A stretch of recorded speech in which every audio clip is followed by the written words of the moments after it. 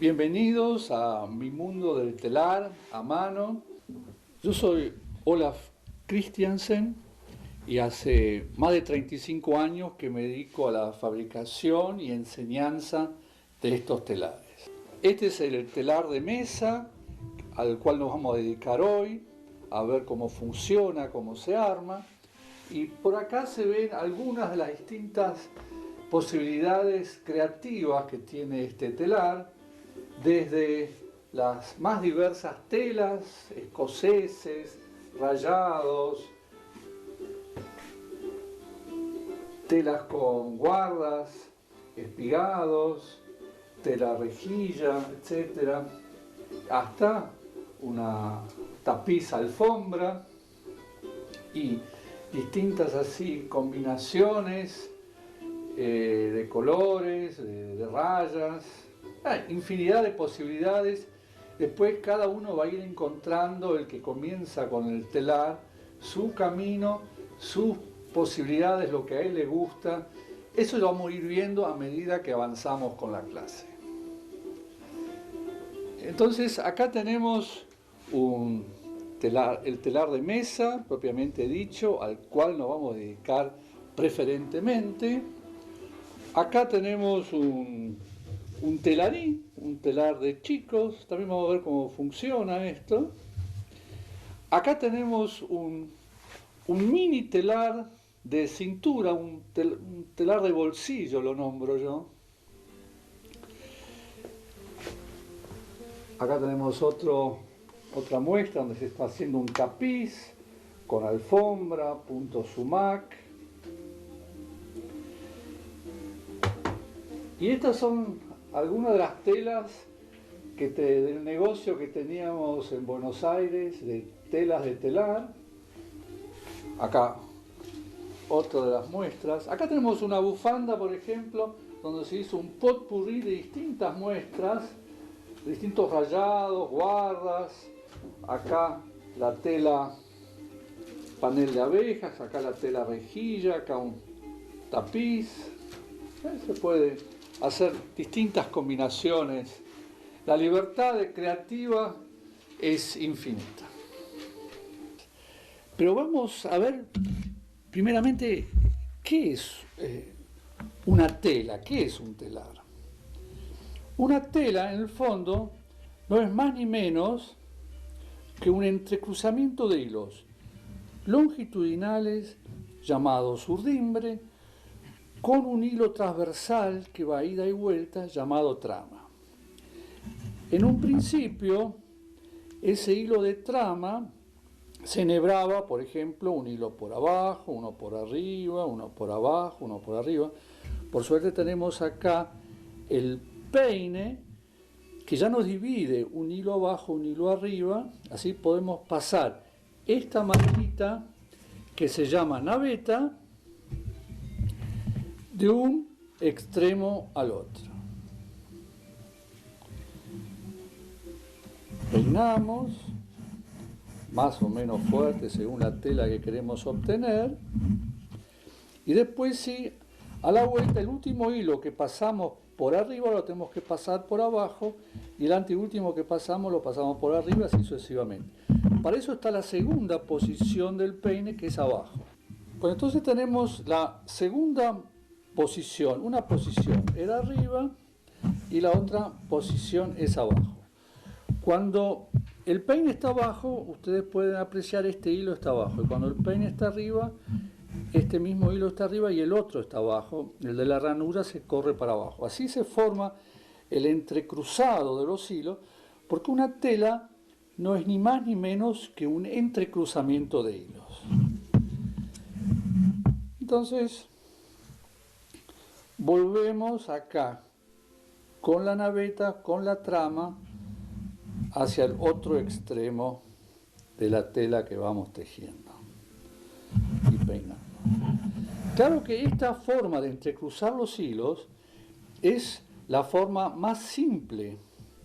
Existen otros tipos de entrecruzamiento. Por ejemplo, uno puede pasar un hilo por arriba y 3 por abajo, o 2 por arriba y 2 por abajo. Bueno, esos son los clásicos telares a pedal que tienen, por ejemplo, 4 o 8 pedales, donde uno puede alternar para conseguir distintos tipos de tramas. Esta es la trama más simple, pero por otro lado también en las últimas décadas es la trama que más está de moda. Ya no está tan de moda tramas complicadas, digamos tipo sargas, etcétera, como se hacía antes con telares de 4 o 8 pedales, sino telas más bien simples, donde los efectos se buscan con los colores, los grosores, los materiales, como pueden ir viendo en las distintas muestras que están esparcidas por acá. Entonces, volvamos a ver cómo se teje con este telar. Por eso este telar, en el fondo, tan simple, en el fondo se pueden hacer las telas que hoy en día son más buscadas y requeridas y que más están de moda. Entonces, nuevamente pongo el peine arriba, paso la naveta, coloco el hilo en forma diagonal. Vamos a ver bien ahora cómo se teje bien. Y hay que colocarlo así en forma diagonal más o menos, según la tela también que se va consiguiendo. ¿Por qué lo tengo que colocar en forma diagonal? Porque cuando yo peino hay un pequeño trayecto que se pierde porque el hilo no pasa derecho a través de estos hilos de urdimbre, sino en forma ondulada. Y para eso necesita un largo mayor, que se lo doy con esta posición diagonal. Y cuando voy para el otro lado, la diagonal tiene que ser, por supuesto, para este lado. Si yo no le doy la diagonal y lo coloco así en forma tirante y lo peino, el hilo igual tiene que ondularse y como no tiene largo suficiente, la tela se angosta. Entonces, cuando la tela se angosta es porque estamos tejiendo algo mal. Entonces, acá de nuevo coloco en forma diagonal. Otro detalle es, bueno, acá se cae el peine a veces cuando no tengo la tensión suficiente, le hago un poco mayor de tensión de los hilos de urdimbre y entonces no se cae. Yo puedo, por ejemplo, colocar así y si peino me quedo acá, me queda esto muy suelto, entonces algunos dicen, bueno, entonces tiro de acá para que esto quede mejor. No, entonces quedó todo esto tirante y la tela se va a angostar. Si no me gusta cómo quedó el borde, de nuevo tengo que colocar la diagonal y peinar hasta que el borde me quede así como a mí me gusta.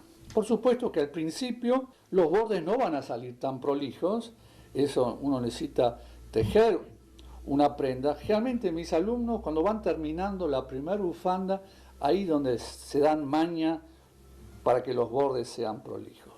Mejor que el borde esté un poquito flojo que muy ajustado, porque apenas esté ajustado ya me hace encoger la tela. Entonces una pequeña soltura apenas es la más indicada. Bueno, entonces como ustedes pueden apreciar acá, para poder tejer una tela necesitamos colocar esta urdimbre. Eso es lo que vamos a ver hoy, cómo se coloca paso por paso esta urdimbre en el telar. Porque si la urdimbre está mal colocada, hilos más flojos, más tensos, es imposible sacar una tela prolija. Por eso lo básico para conseguir una buena tela es que uno haya colocado una urdimbre bien prolija. Entonces, un poco va a ser lo que consiste la clase de hoy, cómo se coloca esta urdimbre, cómo se comienza a tejer y algunas telas básicas. Vamos a hacer todavía una pequeña introducción histórica para que ustedes puedan ver un poco cómo son las posibilidades y cómo se desarrolló el telar en los últimos siglos, para ver bien cómo es la actualidad, qué posibilidades tenemos en competencia con la poderosa industria textil, y van a ver que hay muchas posibilidades creativas y comerciales para con un telar tan chiquito hacer prendas que se puedan vender, prendas que lleguen a los clientes, que gustan, telas especiales, personales, por supuesto. Vamos viendo todo eso. Pero antes de de entrar ahora un poco en la reseña histórica del telar, quería mostrarle de nuevo las distintas posibilidades que tiene el telar. Porque el telar no solamente es para hacer tela, una bufanda, una manta, una mantita para bebé, sino que también uno puede hacer alfombras, como se ven, por ejemplo, acá, o en el tapiz que está por allá atrás. También se pueden hacer tapices, como acá de las golondrinas.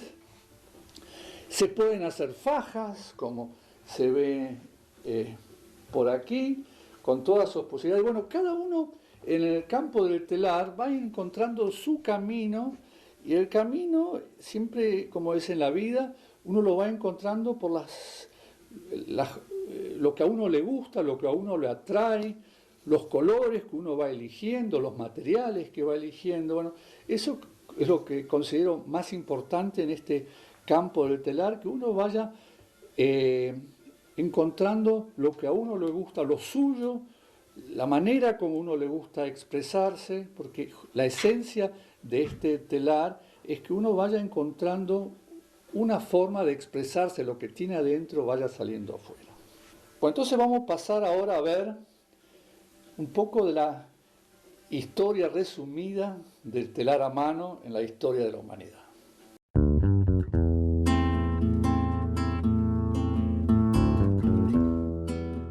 De lo que se conoce de la historia de la humanidad, el telar siempre fue igual. El principio del tejer en telar siempre fue igual.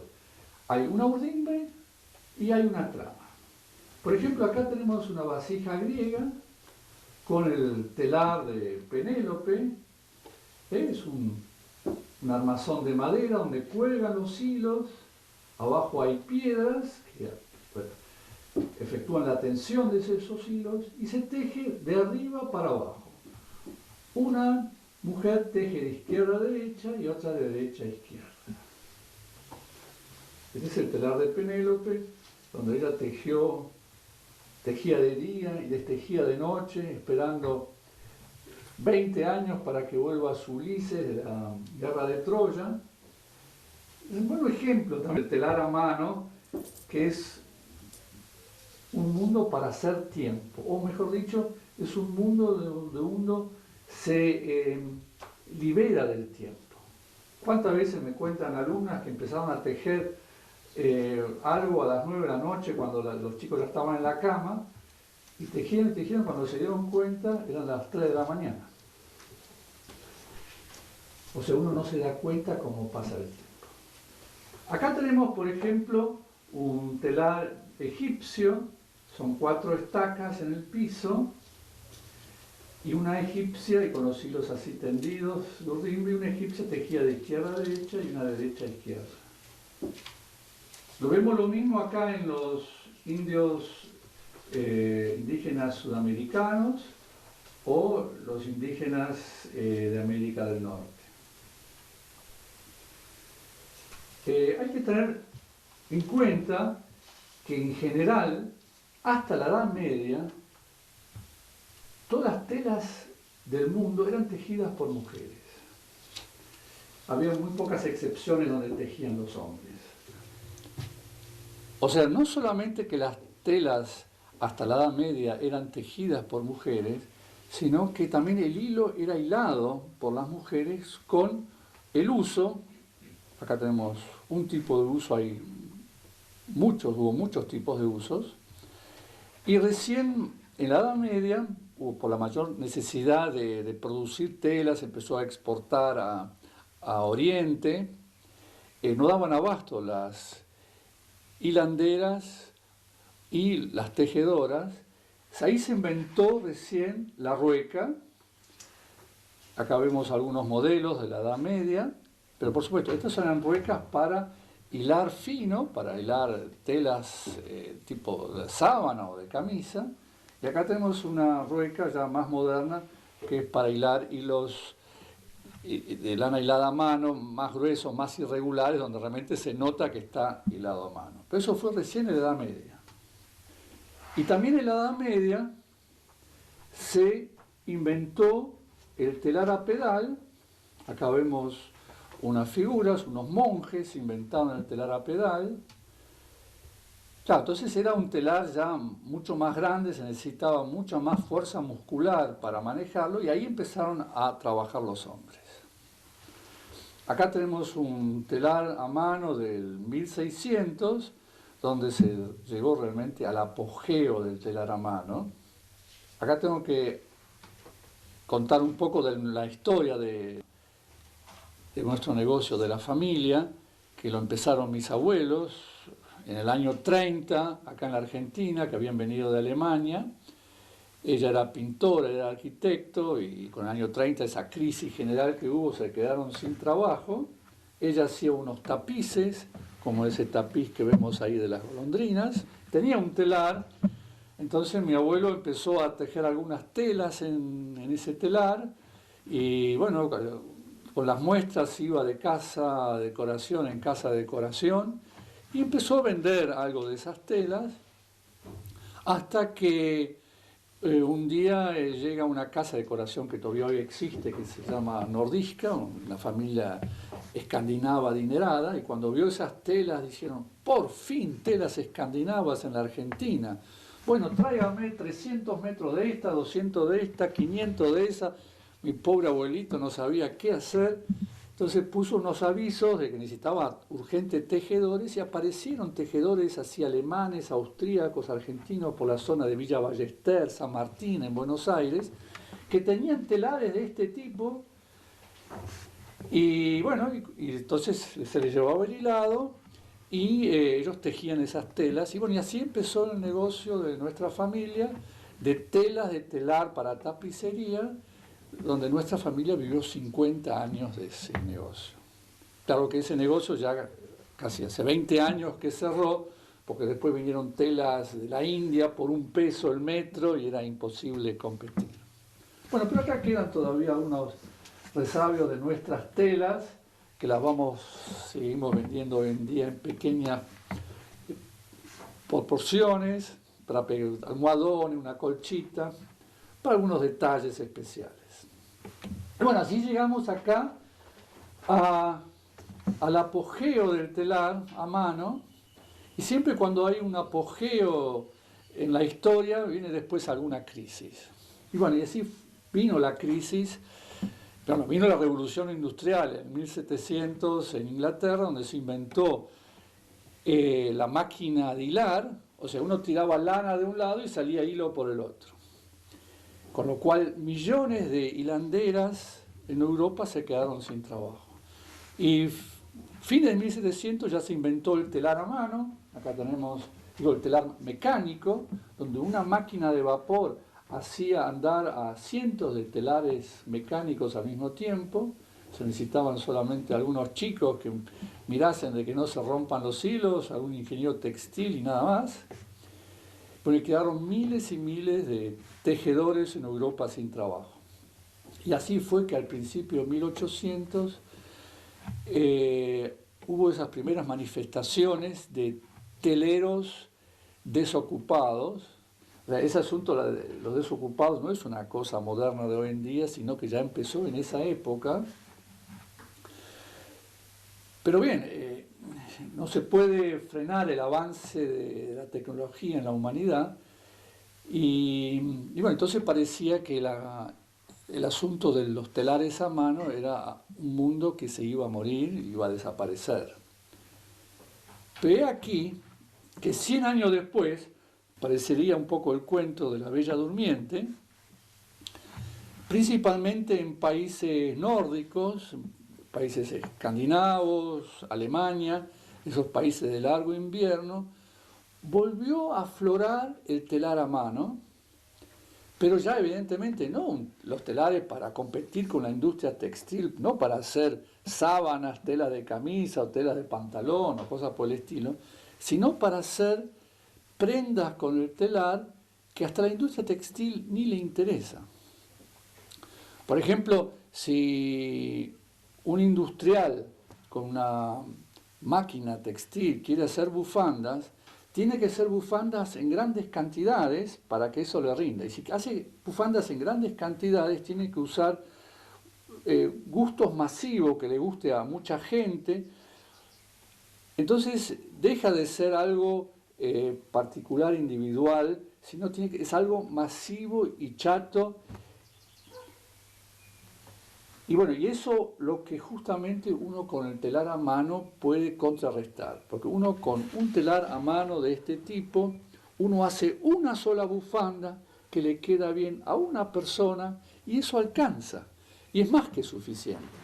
Por eso con nuestro telarcito, donde hacemos prendas individuales, personales, nuevamente se dignifica la creatividad, lo personal, lo individual, se contrarresta lo masivo, lo chato, lo impersonal, y que justamente algo importante para nuestra época, nuevamente salvar y rescatar nuestras cualidades creativas, personales, individuales, y no dejarnos aplastar por un mundo mecánico donde todo es impersonal y chato. Bueno, solamente quería decir eso en el sentido que este telar así cumple una función muy importante hoy en día, donde realmente uno puede hacer una bufanda para sus seres queridos, para sus amigos, que si uno quiere comprarlo en el comercio sale mucha plata, mientras que uno por unos pesos, pocos pesos, puede hacerse una linda bufanda donde no solamente puso su propia creatividad, sino su cariño y sus valores personales. Entonces tiene un valor mucho mayor que quizás una bufanda hecha de a miles en una máquina que tiene así en ese sentido otro significado. Bueno, entonces vamos a ver ahora cómo se arma un telar de esto, cómo se coloca la urdimbre.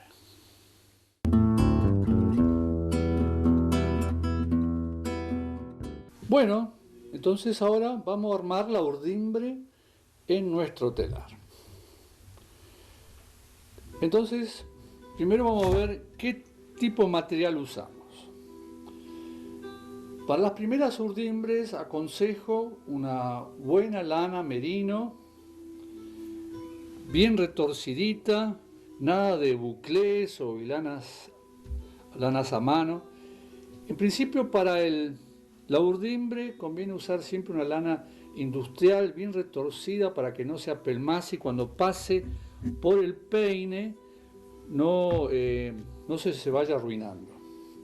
Tenemos un peine especial, que sería este, para el telar de 90, que es especial para lana hilada a mano. Entonces tiene como una entrada tipo cónica, entonces la lana bien irregular puede pasar sin ningún problema.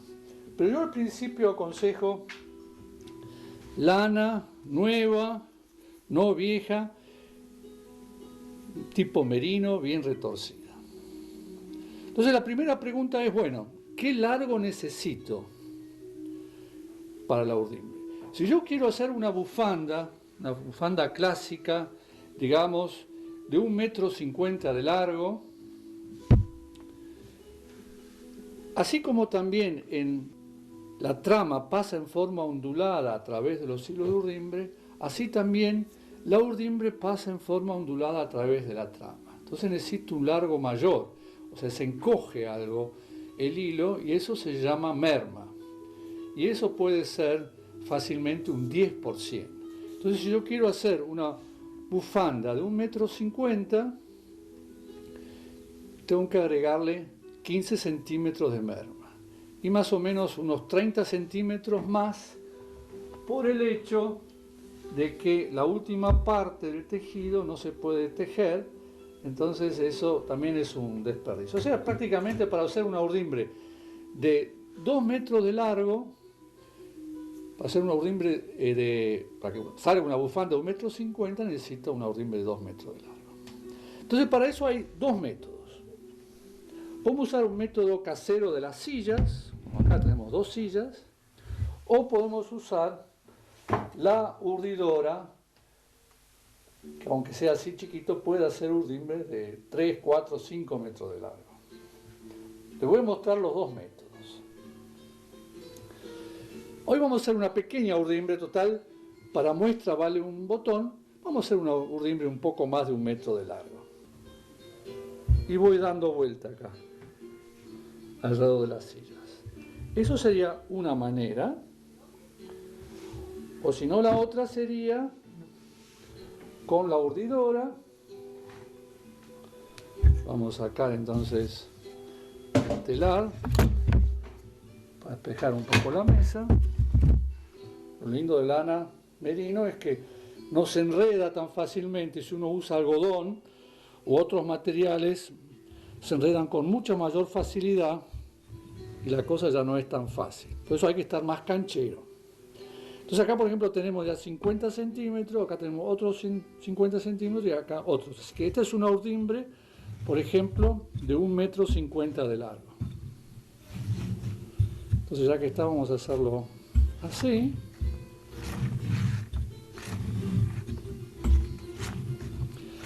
Y la segunda pregunta es, bueno, ¿cuántos hilos necesito? El peine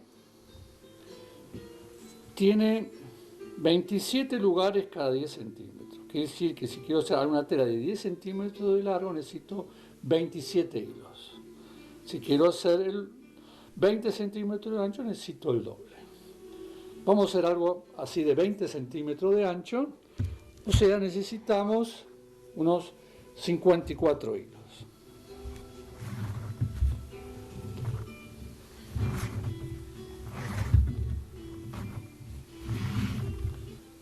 Bueno, una vez que uno colocó cierta cantidad de hilos, uno los cuenta. Entonces cuento 1, 2, 3, 4, 5, 6, 7. Tengo 14 acá y 14 del otro lado, tengo 28 hilos. Era justamente lo que yo quería, porque voy a hacer la mitad de un color y la mitad de otro color. Entonces acá tengo entonces este color ya listo y ahora le voy a colocar un segundo color. Para eso vamos a usar ese madejero que está ahí. Acá tenemos un madejero artesanal.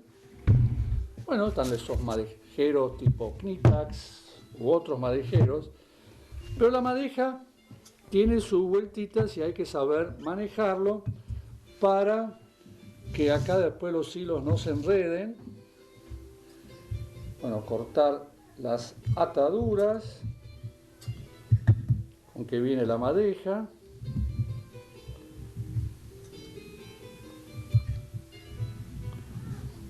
Una atadura, bueno, y acá está el principio y el final. Bueno, y ahí entonces puedo empezar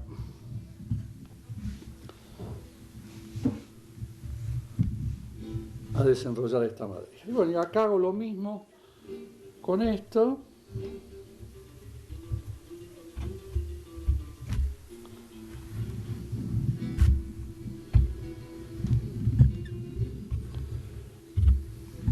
Coloco otros 28 hilos acá.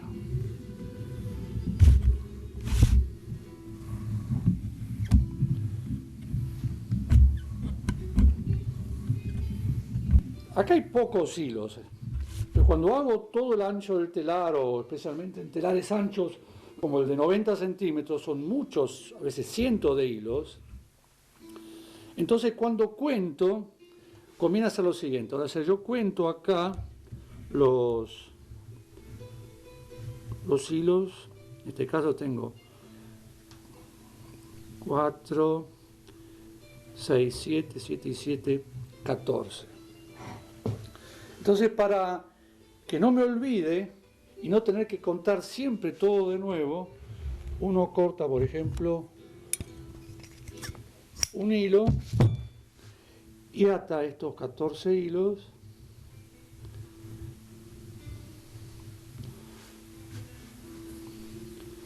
Así ya sé que estos ya los conté y no los tengo que volver a contar. Bueno, acá son 14 hilos, pero si son 100 hilos y siempre lo tengo que volver a contar de nuevo, es una pérdida de tiempo impresionante. Y nuevamente acá es cuestión de no cruzar estos hilos así. Cuando está cruzado así está mal, o sea, tiene que estar libre de este lado y libre de este otro. Y bueno, y así le pongo los otros 14 hilos encima.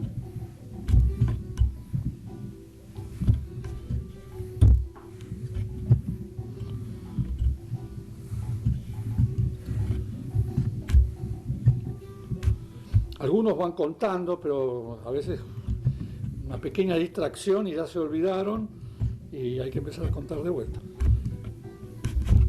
Creo que así ya debe estar. Vamos a ver cuántos tenemos. Entonces acá teníamos lo tratado. Son 1, 2, 3. Sí, exacto, tenemos 28 hilos acá. Volvemos a cortar acá del mismo extremo donde empezamos. Cortamos ahora todos estos hilos.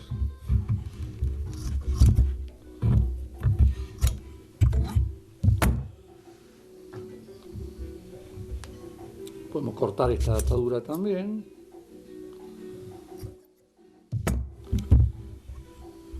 Ahí tenemos acá el largo 1,50. Es como si hubiésemos hecho acá con las dos sillas separadas. Bueno, y acá lo hicimos con la urdidora.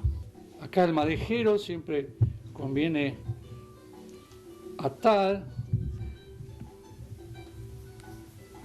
con una doble vuelta, porque si este hilo se pierde, se enreda, la madeja puede hacerse un galletón terrible. El próximo paso es agarrar el peine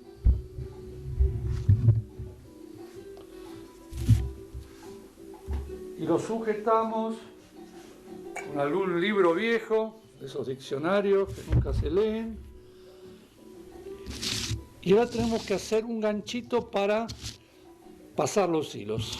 Antiguamente teníamos así unos ganchitos especiales, pero igual siempre se perdían o uno no los encontraba cuando lo necesitaba. Entonces se agarra directamente un clip de esos para sujetar papeles, se lo abre,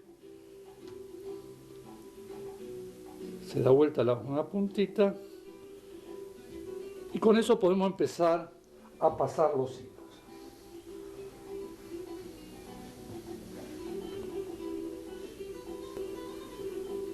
Los separamos acá suavemente para que no se enreden, no se anuden.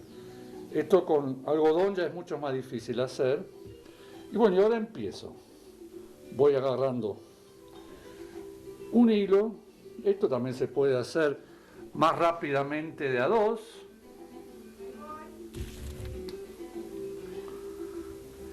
Agarro las dos puntitas, paso una puntita por el agujero, otra por la ranura, junto estas dos puntitas y paso todo al otro extremo. Agarro el próximo hilo, junto las dos puntitas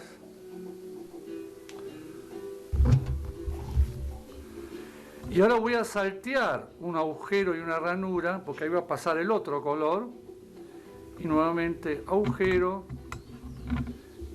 y ranura. O sea, voy a pasar por agujero ranura el color este celeste y después por agujero ranura el color este fucsia rosado. Pero por comodidad voy a empezar primero por todos los celestes. Nuevamente las dos puntitas.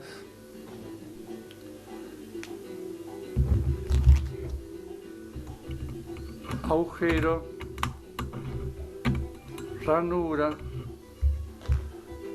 junto las dos puntitas y paso todo al otro extremo.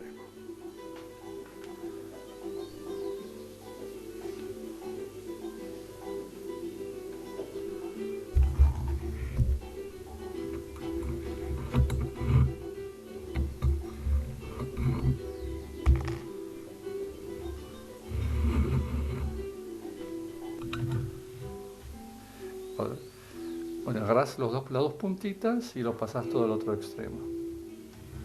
Ahí está.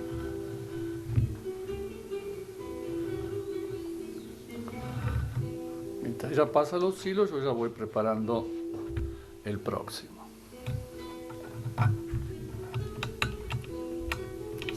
Muy abierto. Ya está, yo lo hice.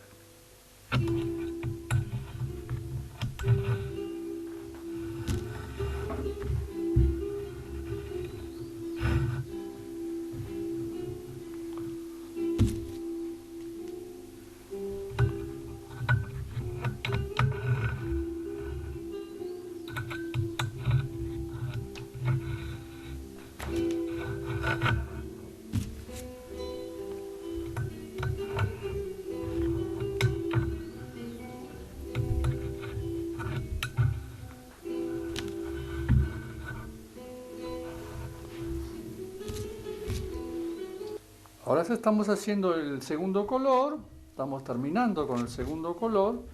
En los espacios vacíos que quedaron, lo rellenamos con este color rosado fucsia.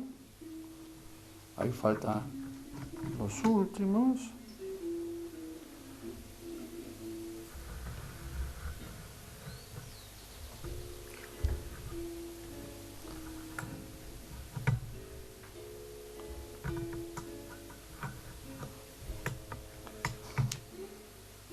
Y ahora el último hilo lo tomo doble.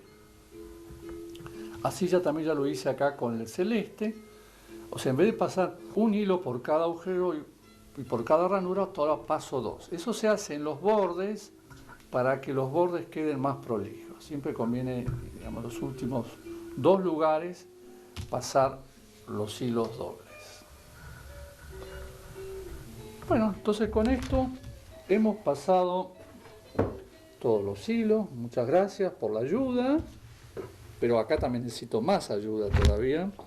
Ahora tenemos que enganchar estos hilos en el telar. Estas dos maderas con los dientes de madera se llaman árboles. Y donde tenemos que enganchar la urdimbre es en el árbol que está cerca del apoyo, cerca de esta hendidura que se coloca en la mesa para trabajar. Y el peine hay que colocarlo con estas hendiduras para abajo. Si uno lo coloca al revés, el telar no funciona. Vamos a ajustar un poquito acá la mariposa. Entonces ahora estos hilos los engancho directamente en los dientes. Acá la cuestión es, no hace falta que sea tan perfecto, vamos a decir que esto sea paralelo acá a los costados. La cuestión es que esto no quede torcido así ni torcido así, más o menos paralela. Y bueno, se engancha simplemente estos hilos. Despacito, si se ve. Muestra uno despacito. Abrilo y eso.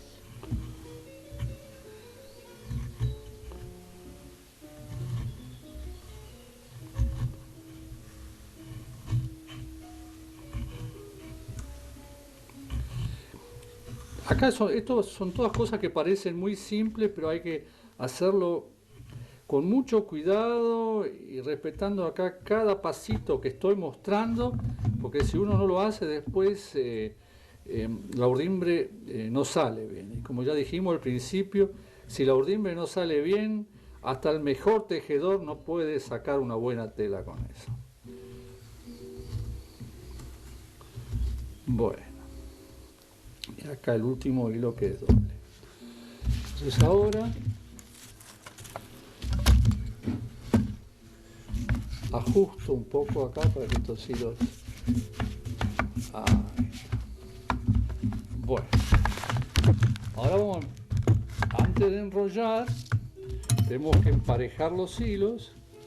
¿Vos me tendrías el telar? Sí, yo te tengo. Bueno, y yo acá ahora realizo lo que se llama... Lo que se llama el peinar de la urdimbre. Esta es una pequeña urdimbre, esto es muy simple, pero cuando tengo todo el telar lleno de hilos, a veces hay que peinar de apartes, así. Peinar significa no pasar un peine, sino con los dedos sentir el hilo que está flojito y ir parejándolos todos. A ver si tengo que pasar un poco más el peine. Ahora estos otros.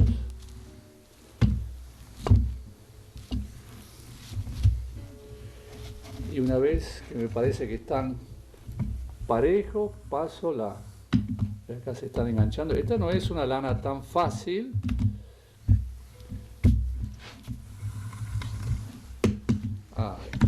Bueno, con esto ya estaría.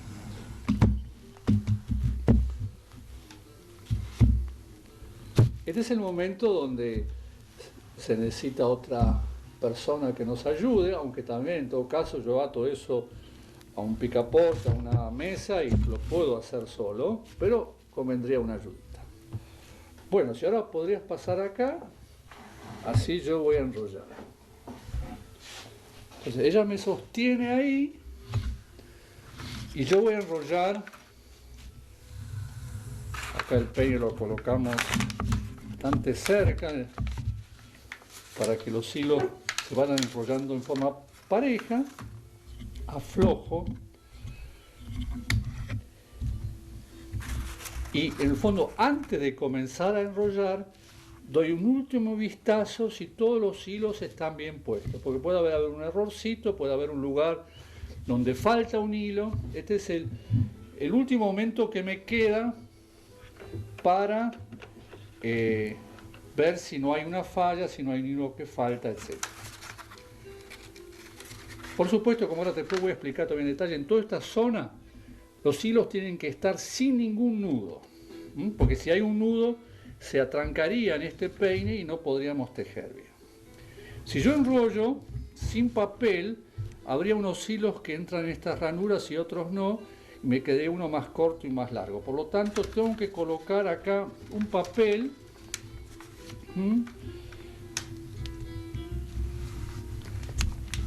para que eso no suceda, y si la urdimbre es muy larga se coloca varias veces papel para que los hilos estén bien repartiditos.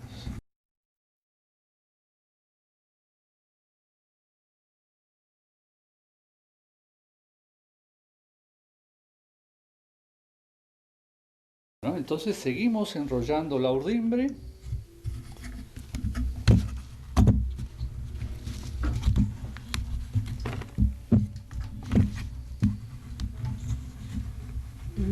Y cuando los primeros hilos están llegando a su fin, ahí bueno, ahí terminamos, ajustamos, damos vuelta al telar, ajustamos las mariposas de este extremo.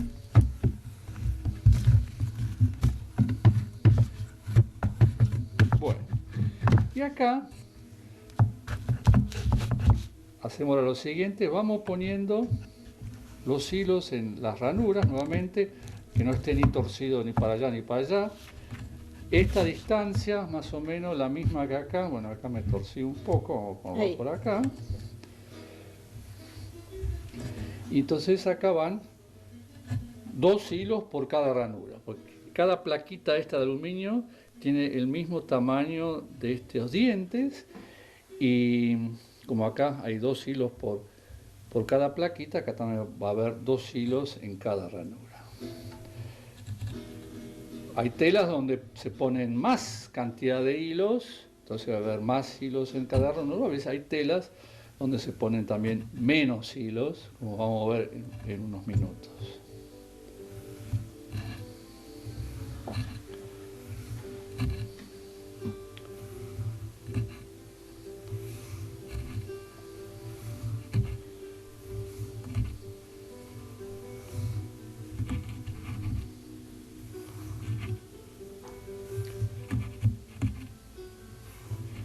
Entonces, una vez que los coloqué, los voy a tener que sujetar.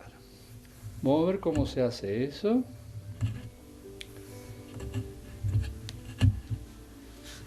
Entonces, para sujetarlos,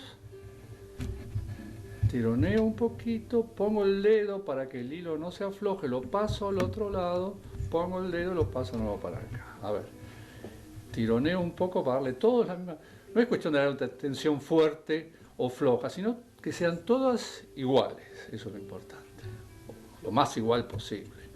Porque aunque eso es lo bueno que tiene la lana, como es tan elástica, si a unos hilos me quedan un poco más flojos que otros, poco a poco se va emparejando solo todo. Entonces, este hilo, hago así, pongo el dedo y lo paso. Pongo acá, pongo el dedo acá. Si yo no pongo el dedo, esto se afloja de vuelta. Acá voy a sostener yo para que vos no tapes. Vos ponelo y ahora yo te lo sostengo de acá. Ahí está. Bueno, si uno está más canchero, ya lo va haciendo de a 4 hilos.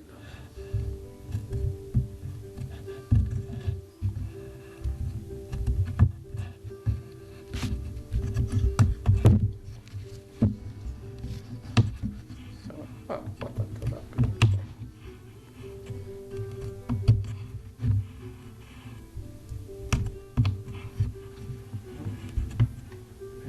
Entonces, por ejemplo, acá un hilo me quedó muy cortito. Entonces se agarra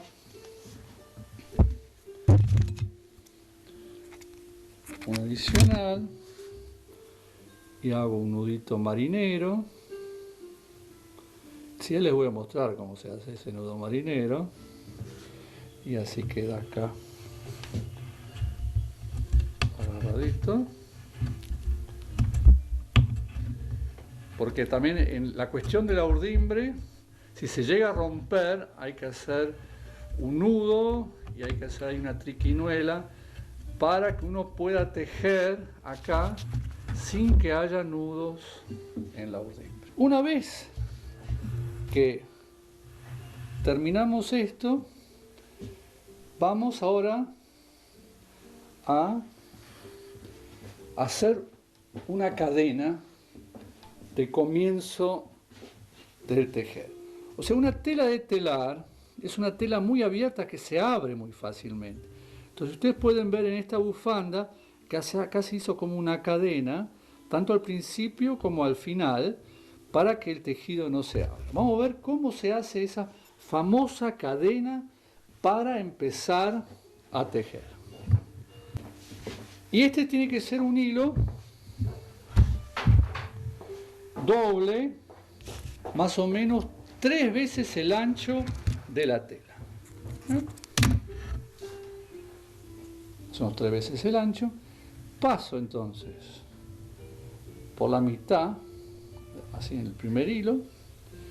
Este que me queda a la izquierda lo paso acá por el hilo, digamos los hilos rojos, este por los hilos azules, este por debajo de los rojos, este por debajo de los azules, este siempre por encima del anterior, ¿no? Y así se va haciendo forma rítmica esta cadena.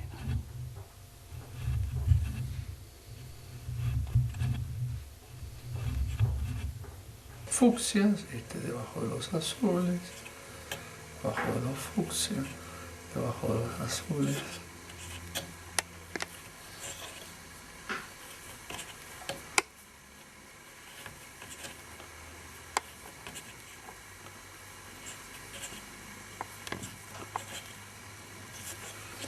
Y ahora, para terminar, le damos un último ajuste y acá se hace un nudo